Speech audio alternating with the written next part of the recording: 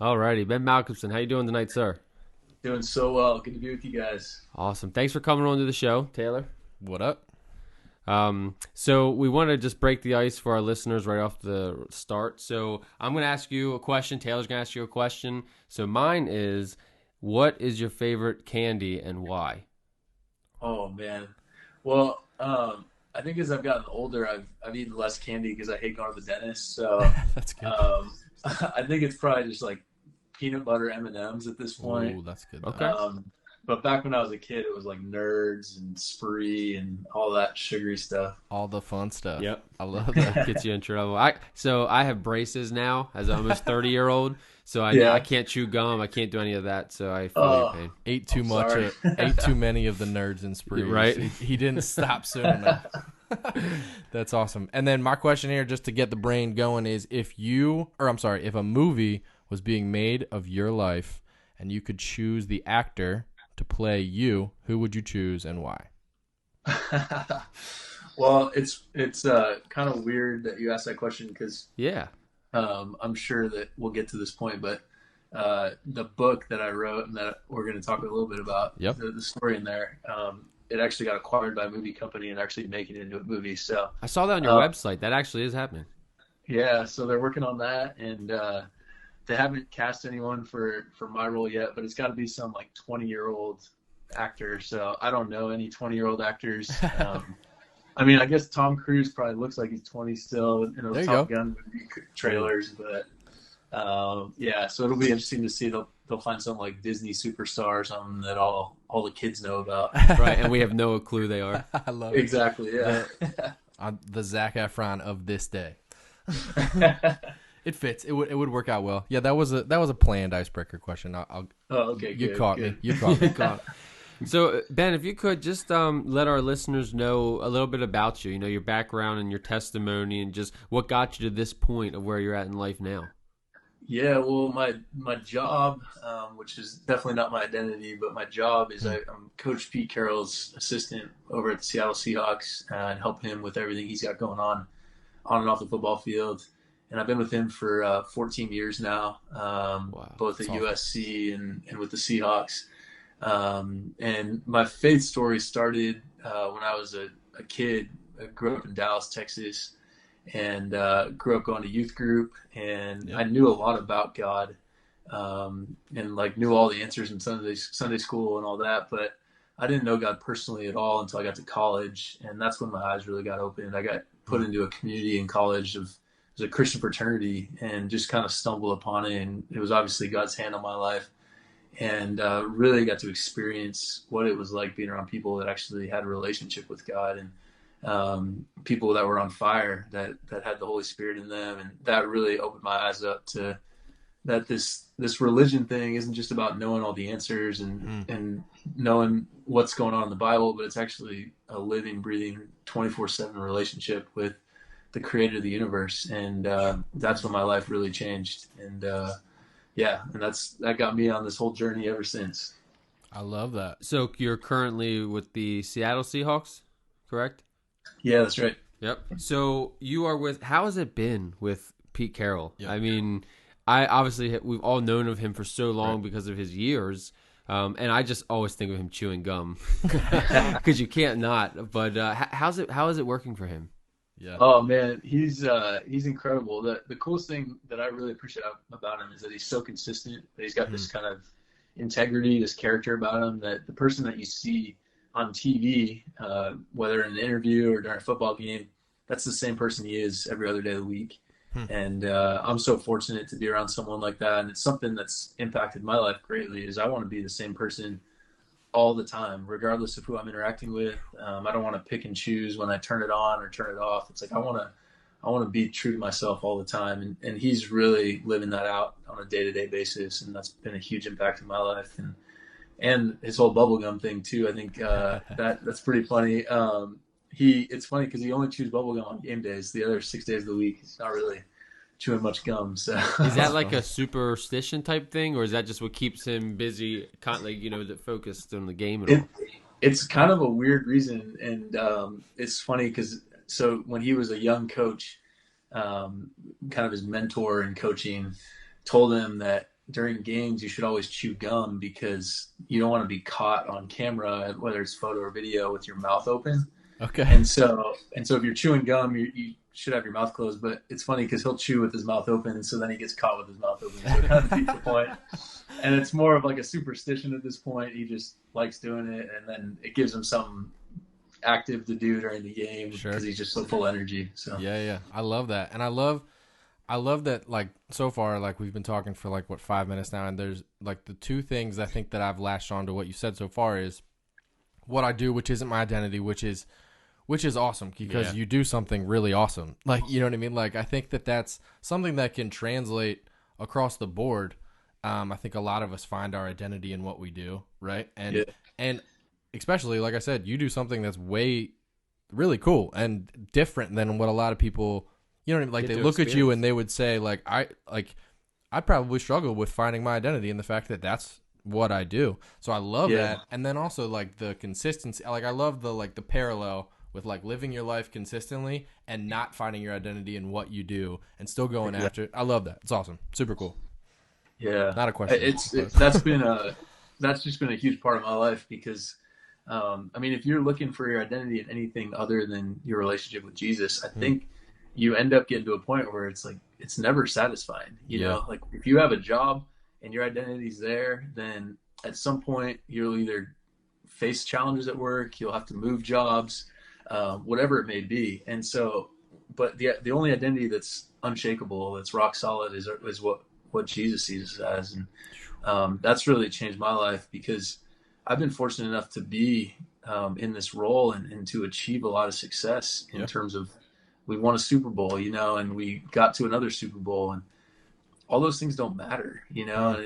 And Jesus talks about, like, you sell your soul to gain the world, and what happens when you gain the world? You got nothing left. And so when we place our identity in things of the world, we end up coming up short and finding a lot of emptiness. So it's something that I'm continuing to learn about and continuing to try to just press into more and more, because I want to build my house on that rock, you know, and when those storms come, not be shaken by shifting sand. So right, and have a firm foundation. And I gotta tell you, Ben, it's extremely humbling hearing you say that, because like for my end, obviously I'm from Baltimore, I'm a huge Ravens fan, and just throwing it out there. But I always got to. But when I hear that, you know, and talk about, like, from the outside looking into the NFL, what some people would not hopefully kill people, but just kill to do as the expression of to get a Super Bowl ring or to go to the Super Bowl. And you have experienced that now twice, not to mention the countless other times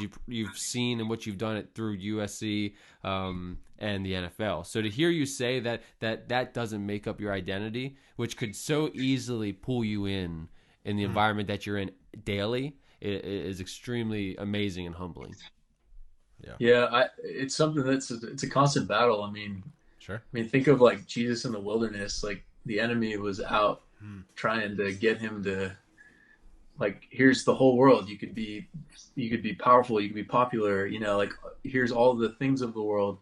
And Jesus knew where his identity was from, and he knew where true fulfillment and satisfaction were from.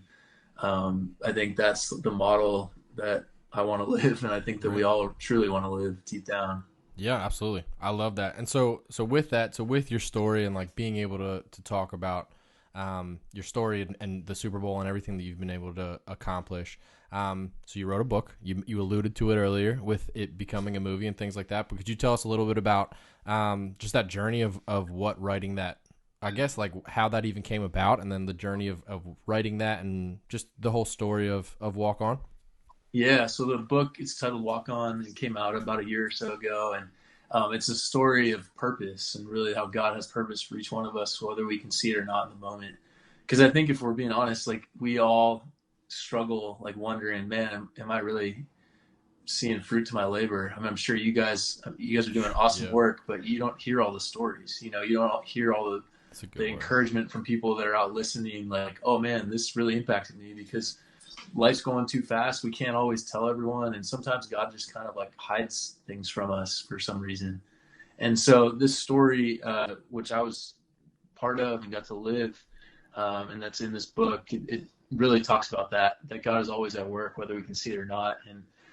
Just kind of a very fast forward version of it. I was a journalism student at USC and was covering the football team. This was in the glory days of USC football. So it was in the mid 2000s. And glory. Oh, yeah. Yeah, it was, Yep. I mean, Heisman trophies and national championships and all that. Oh, yeah. I got to cover the team for the school newspaper as part of my journalism major. It was a blast. It was so fun. And I was gearing up to graduate. I wanted to write my last article, and I started interviewing some guys that were going to go through walk-on tryouts from the football team, and figured this would be a pretty cool article, get to write about these guys that they never get any attention. And then it hits me, well, why don't I go through the tryout process myself, really bring people on the inside, first-person perspective, and it'll be a joke, too, because here I am, the student newspaper reporter trying out for the number one football team in the country. I was 165 pounds. And on top of all that, I hadn't played football since fifth grade. So it was going to be like a total joke. And I go through the tryout and go home that night, start writing my story. I mean, it was the story of a lifetime. I got to try out for the number one team in the country. I mean, I had Pete Carroll yelling at me and Nice. all that. And it was a blast. And I get home, I write my story, and the next morning I get a phone call saying I made the team. And Wow. It was the most shocking That's thing awesome. ever. There's no way, there's no possible way I could make the team. Everything was stacked against me. And it was legit. I was on the team. I went from a student newspaper reporter to a wide receiver just like that. And went through that season. I was a senior in college that year, so I had that one season. And a lot of crazy things happened, including a whole student-led Get Ben In campaign. They wanted to see me get into a game, and it was on College game day, and it was crazy. It was a blast just to be a part of, and I was just honored and humbled. And it was just fun too, Sure. I was getting to suit up and all that. But on top of all that, I knew that I was there for a purpose, that God had put me on that team for a reason. And I had this nudge on my heart almost from the moment I found out I was on the team that God put me there for a reason. And I think that if we're being honest, like, we all kind of long for that nudge. Yeah. And we all are like seeking after, like, okay, God, that's what you guys are doing with this podcast. You're feeling nudged, like God's got something for you here. He's got purpose for you in this. And for whoever's listening right now, like, you're feeling that nudge, whether it's at work or with your family or with what you're involved in at church, whatever it may be. Like, man, I feel like God's got a purpose for me in this. And so I was pressing into it from day one, and I started a Bible study. No one showed up to the Bible study, so I was like, okay, that wasn't my purpose. I started a prayer group for the team, and no one showed up for the prayer group. Okay, that's not my purpose. I tried to just be a light, tried to be a good friend, but was seeing no fruit at all. And then last week of the season, I get an idea. I'll give a Bible to every single one of my teammates. My grandfather helped me get 100 Bibles, and I passed the Bible out to every single one of my teammates' lockers, middle of the night. I didn't want anyone to know that it was me doing it. And the next day, I walk into the locker room fully expecting, just revival to break out. Like my teammates to be reading the Bible, whatever. Like my expectations were just through the roof. And I walked in, and the Bibles were just ripped up, shredded everywhere, just all over the floor. I couldn't even see the carpet because it was just shredded pages of the Bibles everywhere. And so I was devastated because I had tried to find my purpose once again. Here I failed yet again. And so it was just utter discouragement and defeat and heartbreak. And we go through that week. We play in the Rose Bowl. We win the Rose Bowl. It was awesome, but just felt like I missed my purpose. And then a few days after the game, I get a phone call telling me that one of our teammates, Mario, he was our kicker on the team. He had mysteriously passed away just a few days after the game. And so it was obviously crushing. And we go to his funeral a few days later. He was one of my closest friends on the team. So I'm just like destroyed by this. And as his casket passes down the center aisle, I look up, and there's the Bible that I'd placed in his locker on top of the casket. And I had no idea what it meant, but it just felt like it was God's personal, like, comforting touch for me in that moment. And got to just move through that grief and through that process. And it was really hard seeing a friend at 21 years old pass away, and ended up starting to work for Coach Carroll there at USC. And for the next 3 years, worked for him there. And then he took the job with the Seahawks in 2010, asked me to move up. And I moved up to Seattle and was looking for something to get involved in. I heard about this thing called Young Life. It's like a high school membership group. And, Yeah. You know what's up. Go. So I learned about this Young Life group, and they needed volunteer leaders. So I show up, and a former teammate of mine was there. And it was the craziest thing. I was like, what the heck is this guy doing here?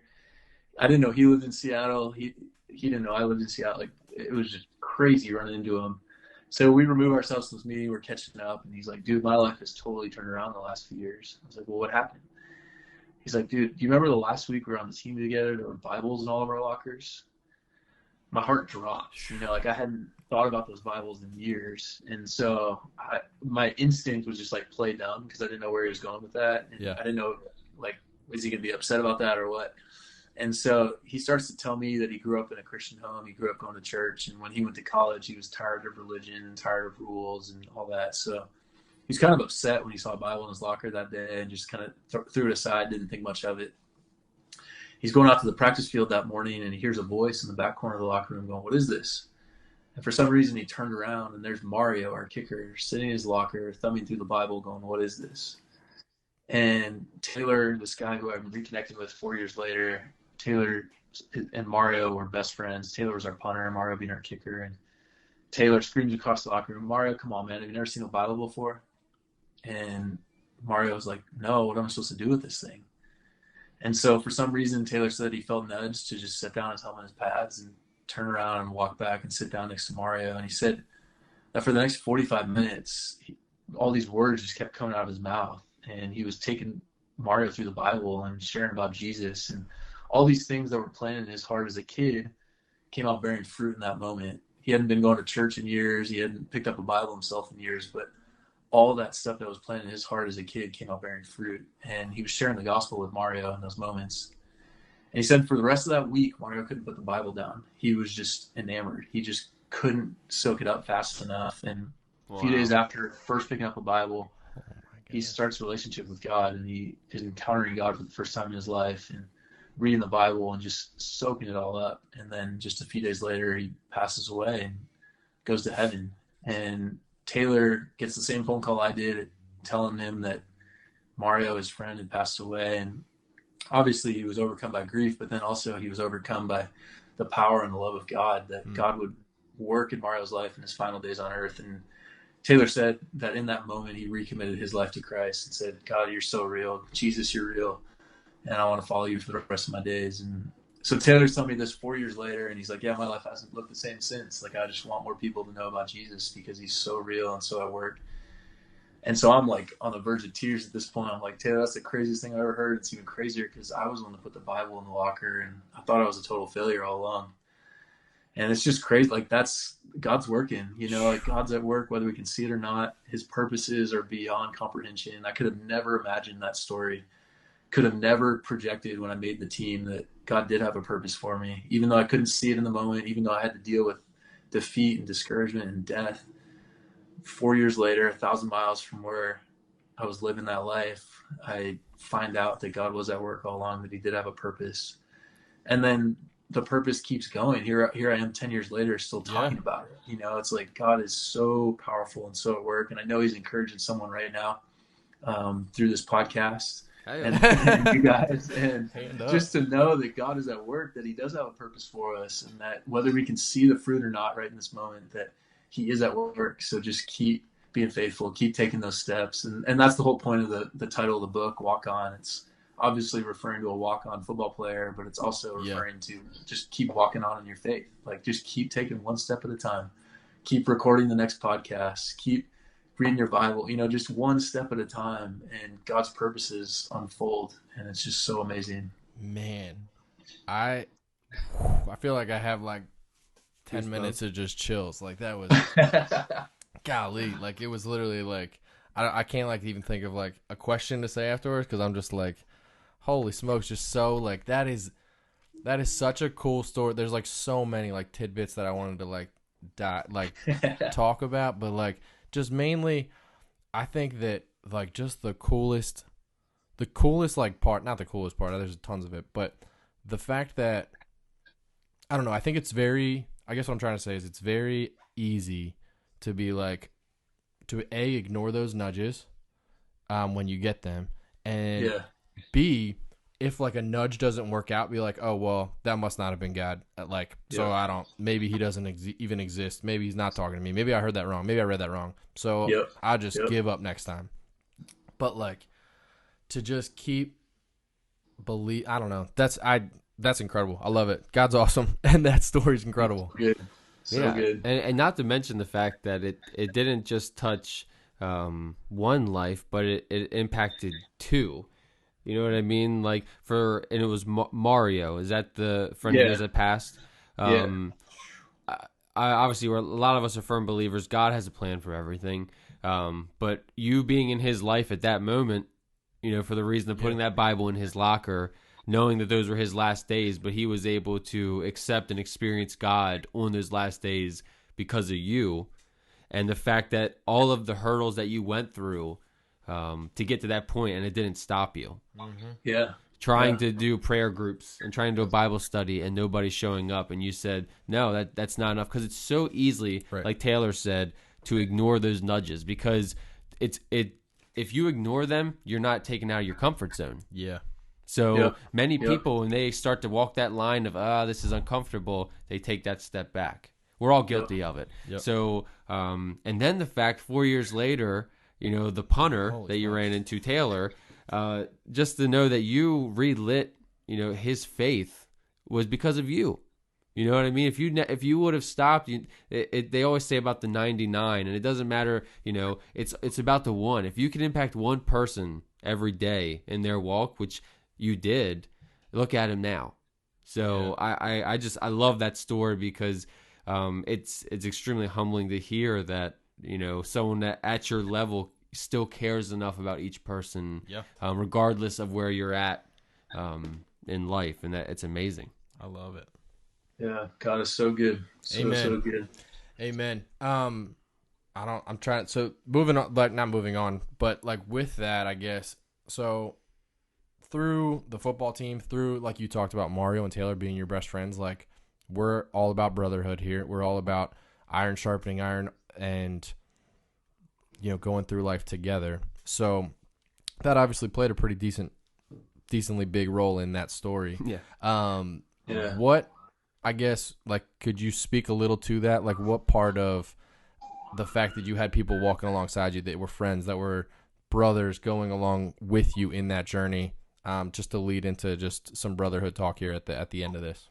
So start to wrap absolutely. up. Yeah, absolutely. I mean, I think just being a part of a team, anytime you're a part of a team, whether it's sports or otherwise, there's just natural brotherhood, and it truly is that iron sharpens iron thing where there's the camaraderie, there's kind of the collectiveness where when one person's feeling down, it's like you got the momentum of everyone else to kind of carry you through. What also really helped me through that time was I had just an incredible group of guys. I kind of touched on it earlier, the Christian fraternity that I was a part of, and those guys, I mean, it was the verse we had to memorize was Romans 12, and it's like, offer your body as a living sacrifice, like to give yourself to God, to surrender yourself day after day.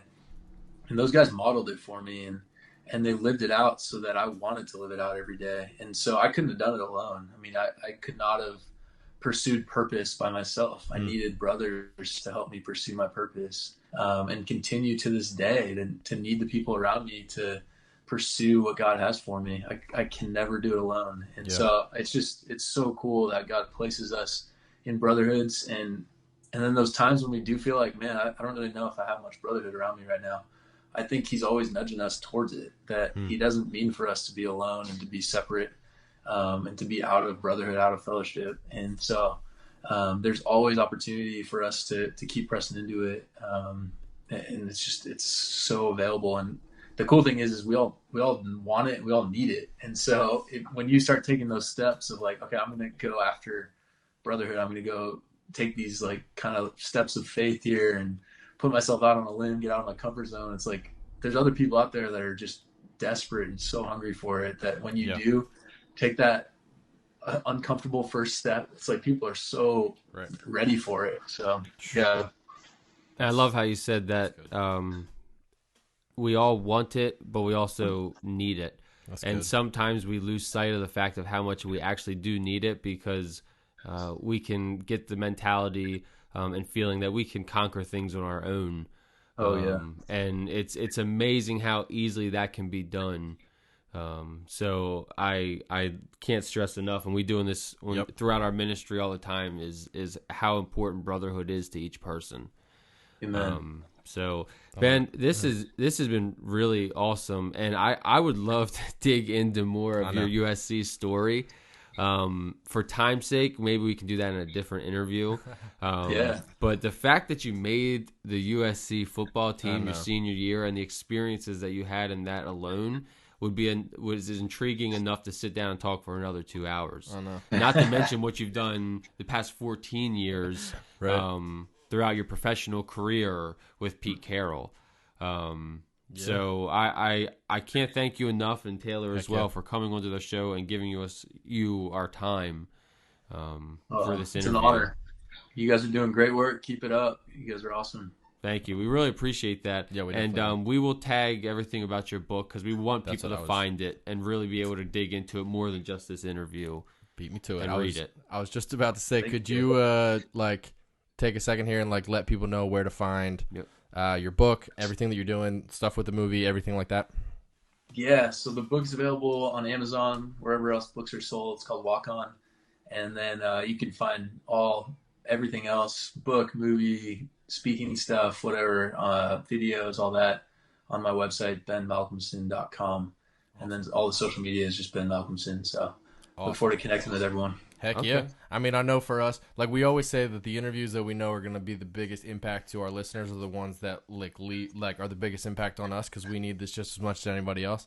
And I know I'm super inspired. I want to go watch the movie. Yeah. I don't want to stop talking to you. So I love it. So I definitely I can't recommend it enough. So that's awesome. Awesome. Thank you guys. Thank you, man. Yeah, Ben. Thanks a lot. Appreciate you guys. Absolutely. Awesome. So and then cut. Is he still there? Yeah, cool. You're still. All right, let me hit the stop recording.